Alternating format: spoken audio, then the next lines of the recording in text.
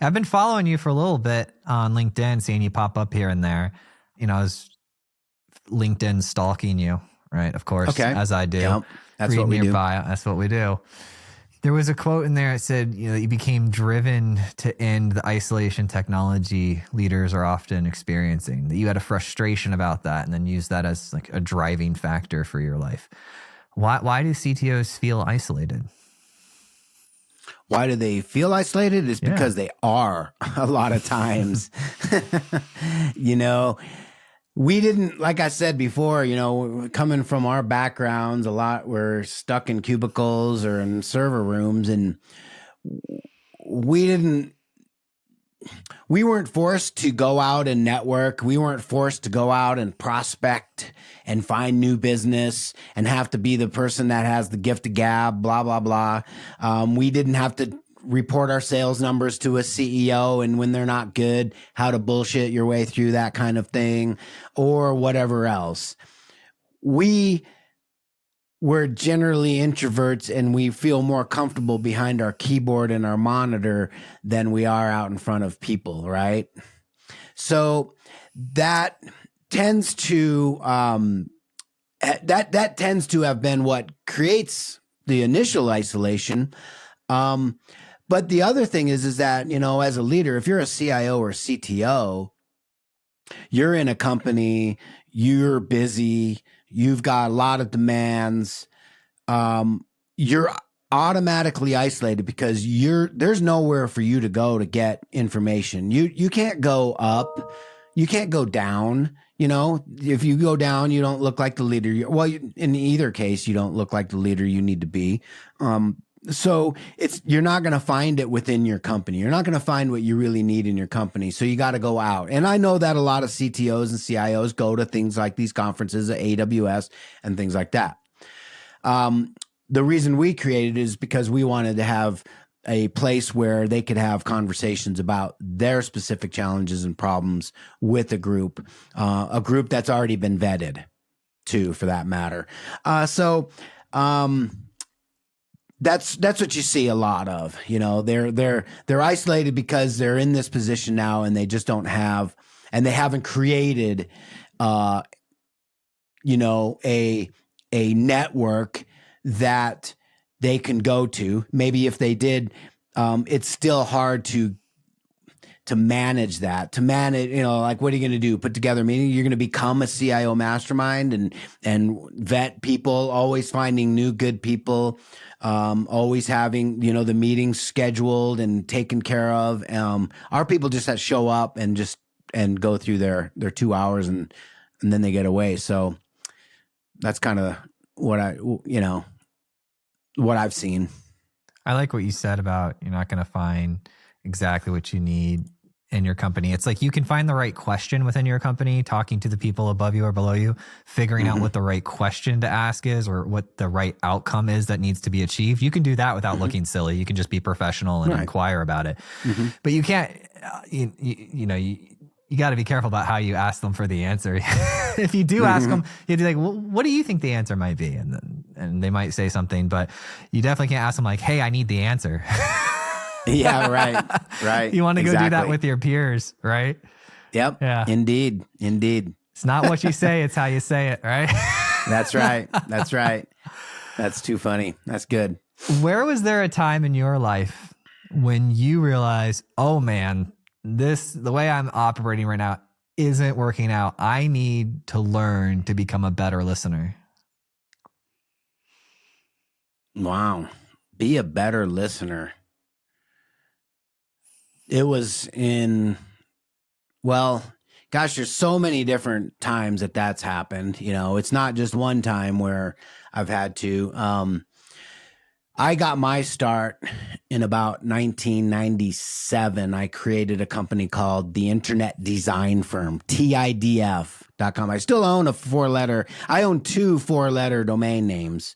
.com, one of them, TIDF. Yeah, that's pretty cool. .com. And that was in 97. That was during the kind of the internet bubble craze. And I started a company, moved it downtown Denver. I was in my mid to late 20s at the time that I did all this. Needless to say, I wasn't making very good decisions and things like that, as far as a business owner is concerned. And I was caught up in the internet bubble. There's no end to money, so anyway, I ended up making all kinds of bad decisions and got office space I didn't need. I had employees I didn't need. And then the internet bubble burst. I find myself, needing more business. And at that time, I was looking to hire a salesperson. I'd failed at hiring salespeople. That's one of the hardest things to do, really. But I ended up hiring a sales coach at the time. This was in about 2002, and I paid her a bunch of money, and I got a lifetime seat to the sales training thing. And we'd meet, like she'd have things once a week, and you could go and work out. Well, that's when I pretty much learned that, I learned questioning techniques. I learned all different kinds of things to sell, learn sales processes and things like that. But I didn't actually learn really how to listen. If and when you learn how to listen, that is selling, by the way. Like, that is the core of selling, is listening. And so when did that come about? I don't know, but I'm in my 50s now, probably came around 49 when I was 49. I'm just kidding. I don't know. This week. It was this week. Yeah. It was, you're reminding me right now. No, so, I mean, I value, it's just something I think for me, I matured into it. Yeah. Listening for that one moment where you can figure out the one thing that they actually want. I found that people often in conversations, for example, we sell podcast production services, right? So companies come to us and they talk about making their show. And so the first thing I'm trying to figure out is like, what do they want?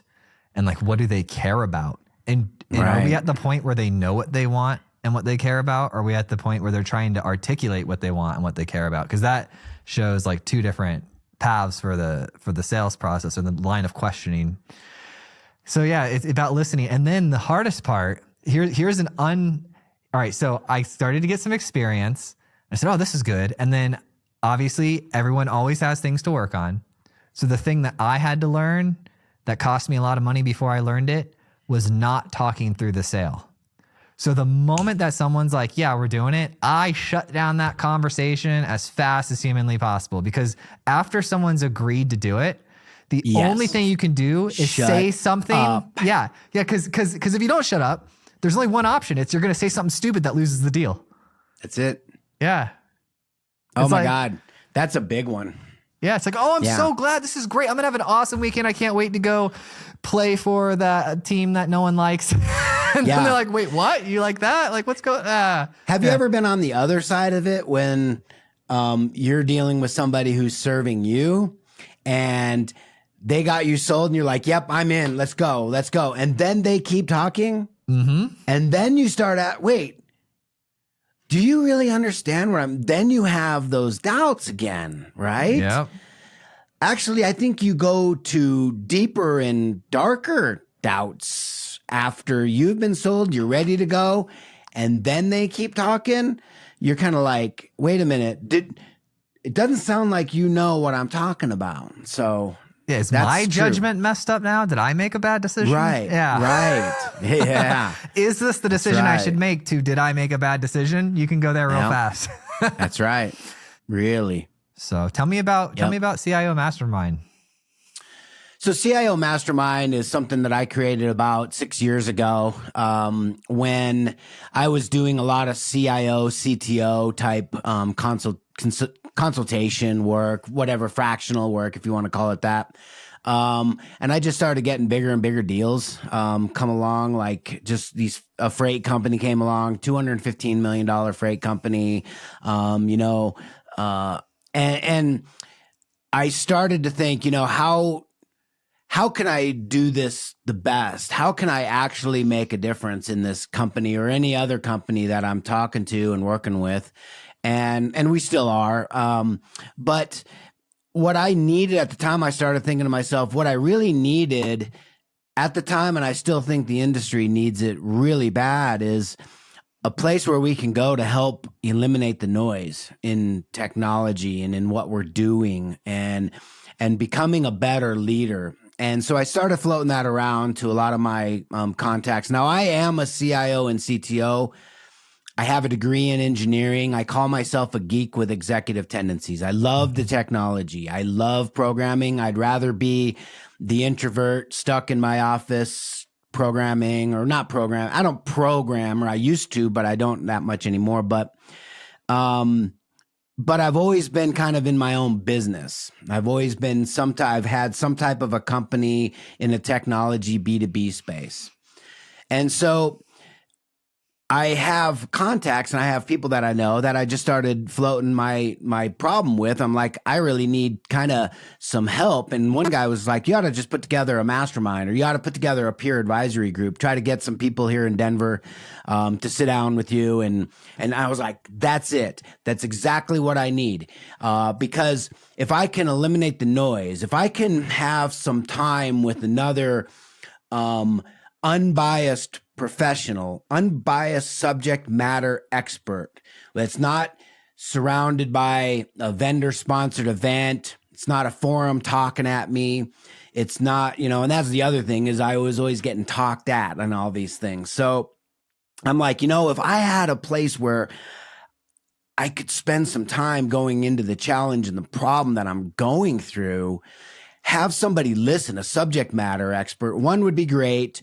3, 4, 8 would be the best, because then I could have people thinking and talking back and forth and even, working with each other to help me and make sure that I'm like on the right track. And so I was like, that's what I need. I need somewhere I can eliminate noise and just really help me get the information I need. Because if I could do that, then it's something that I can take to the bank. I can trust it. I can work with it, and I believe in it, and I'll go hard at it. I won't need to doubt what I'm doing, because those people took time to hear me out, ask me questions, understand the context of what we're doing, and then give me advice. And it's in a forum that's vendor free. It's not sponsored. There's no, we're not talking technology. Most of the time we're talking concepts.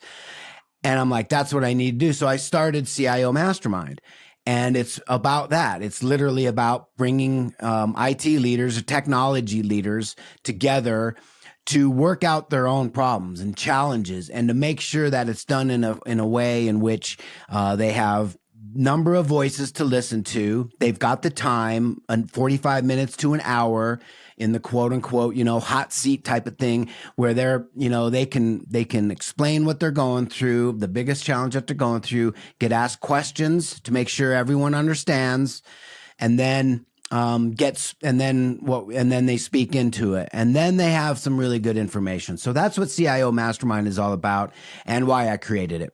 That is pretty cool, man. I was a part of a business group a little bit ago. It was a Christian's business group called like C21, and they were that format. And I thought it was unique when I ran into that format, because it was less about topic of the day. This month we're talking about this, and we're going to all share our stories. And it was more centered around, like, holistically, is your life in alignment? And then in your business, what are you experiencing, and what's the big thing that you can do? And then, you had business leaders. But yeah, I like that. And is it only in Denver, or is it? Nope. When COVID hit, we went national. Our meetings are online. We started for the first year and a half to 2 years before COVID hit. We did meet in Denver, in person, downtown. But then, COVID allowed us to go national. And then on top of that, after COVID, we were just like, how could we ask the very first 2 people that signed up, one's in Greeley, which is almost an hour north.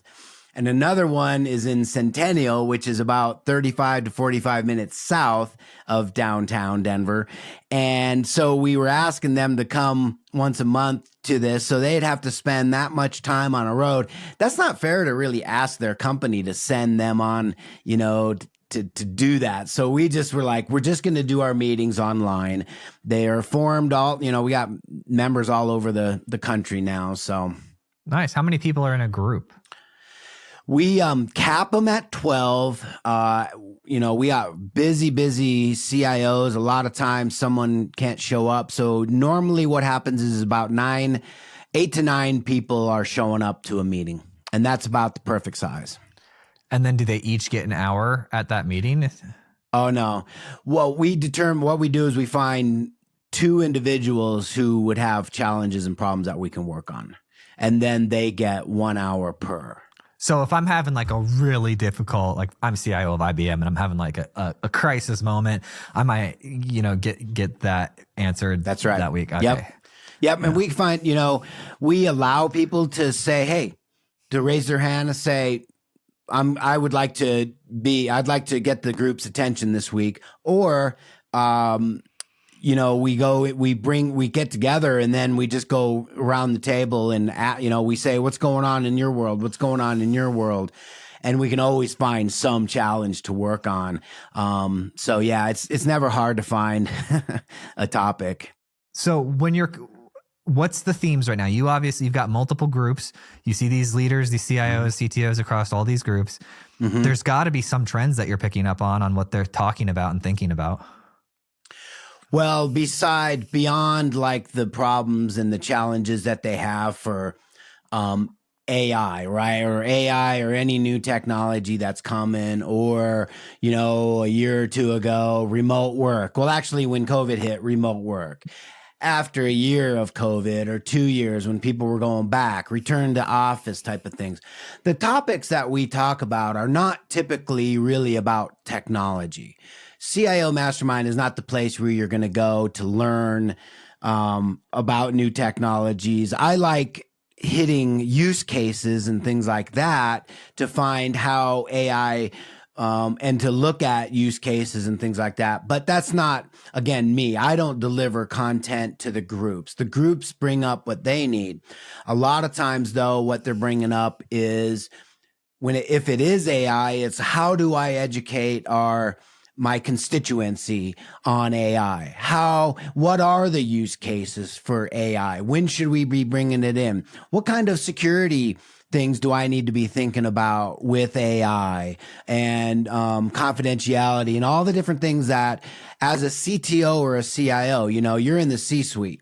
And CIO Mastermind, on that note, works with anyone with any title as long as they're the highest person within that company reporting into the C-suite or CEO or whatever it is. Hopefully not the CFO, but anyway.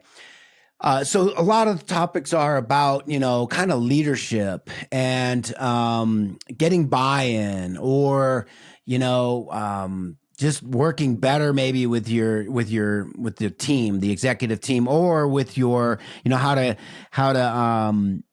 work better with your team, the team that's below you, and that kind of stuff. So it's not necessarily about one specific topic about technology.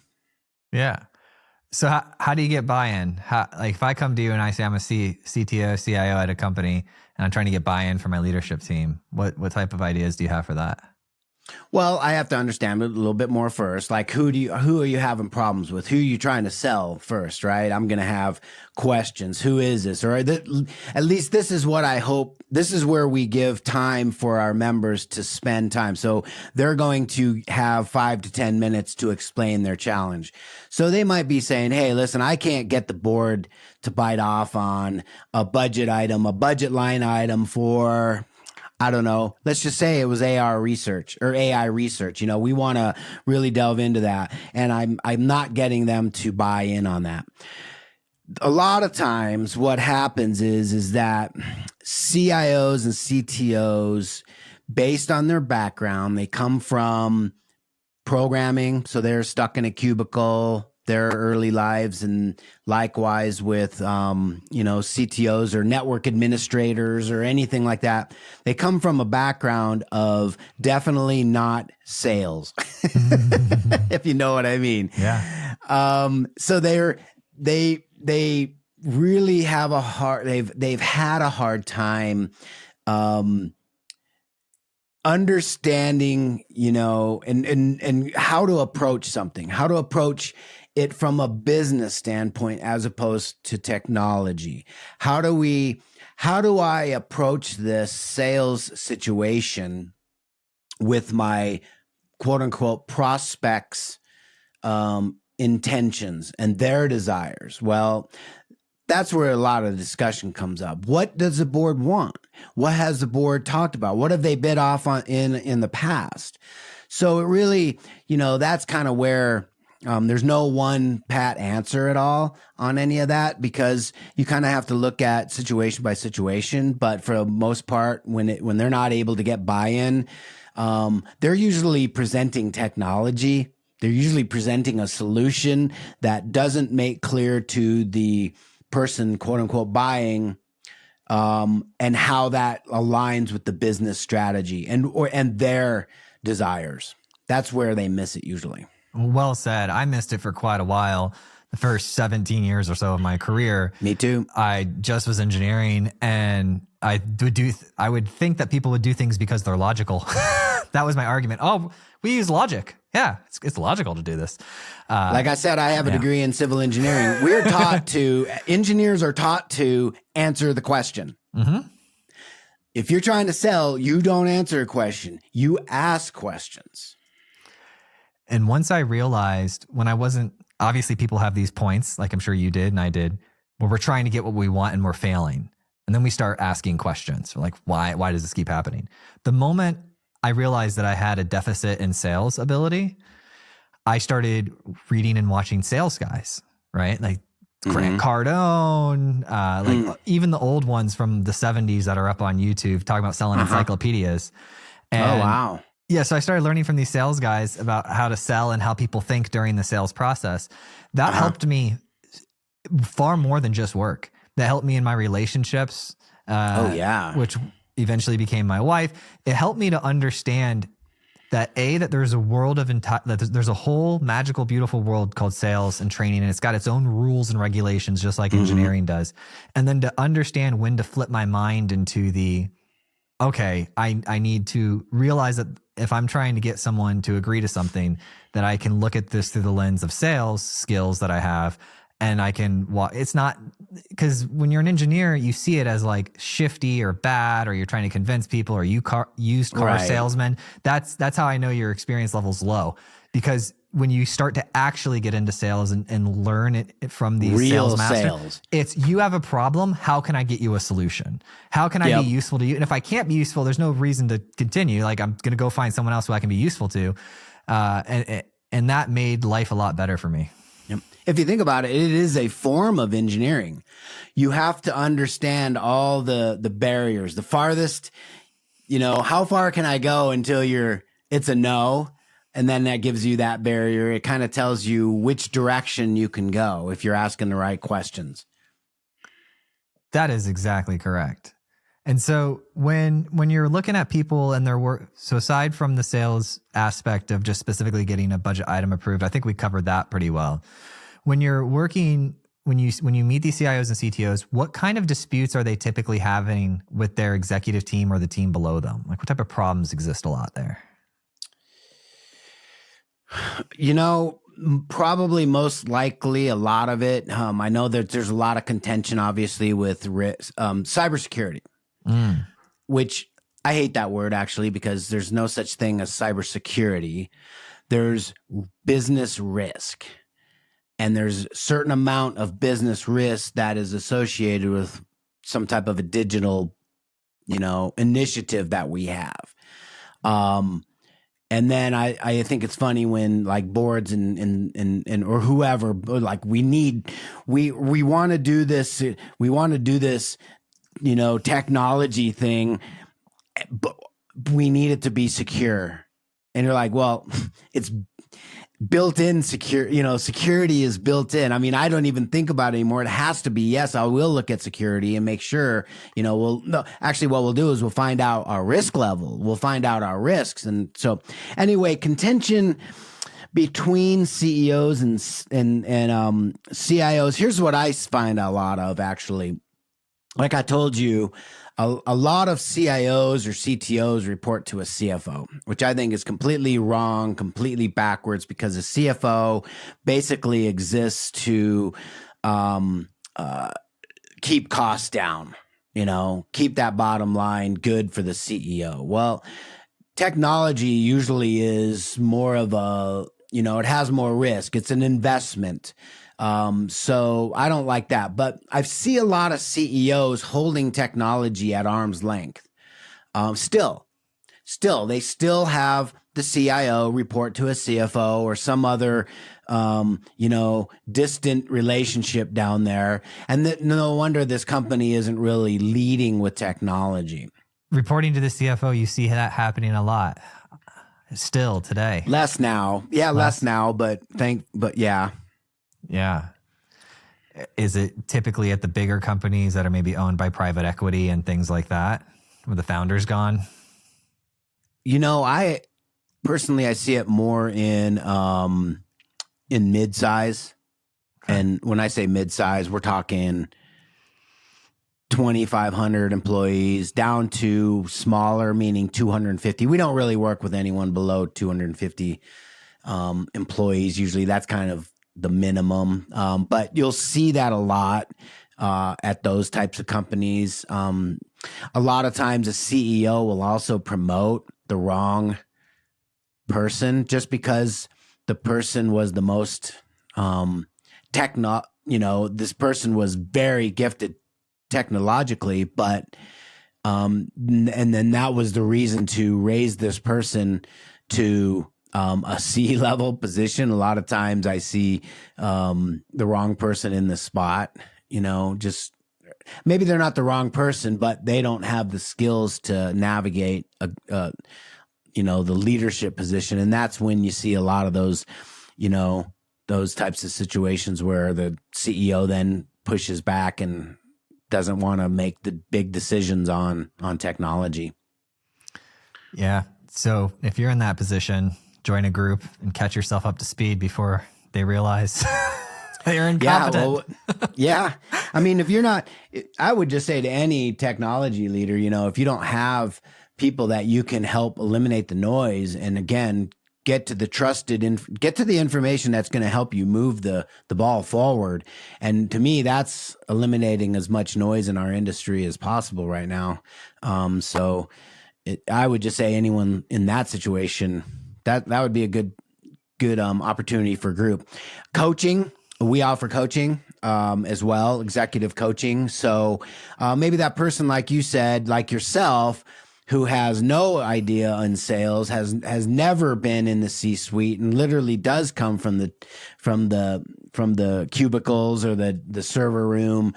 Get a coach, get some help. Every time you're going in to meet with one of your executive team, get a little bit of help, get an idea of what you should be doing. And then that just becomes kind of a routine, but a coach is really important too. Yeah. They can spend, who's the coach? Is it your business partner, Joe? Joe comes from coaching. He's a fantastic executive coach. Yep. Oh, that is awesome. It's a good partner. And so is Doug. I have another guy, Doug, who we're working with. And he is a very good executive coach as well, an advisor. So we have a lot of those kind of in our stable. If I'm new to this and I'm considering a coach, what should I be spending? What's a good coach going to cost me? It depends on how much you need, how much hand holding you might need. If there's a lot, it's going to be more, but you could get away with a couple of $100. I would invest at least a couple $100 a month. That's what I used to do back in the day, and I still do now. Actually, I invest a lot more of that now in various ways. I belong to business. I get business coaching now. I get business peer groups And so, and those are a lot more expensive. Yeah. So, yeah. Yeah. Yeah. So what should someone spend? Someone's making, a couple $100K a year. What should they be spending on coaching? Like 10% of that, 5%? I'd say, let's say it's 200,000. I would say a fair number would be about 10,000, Okay.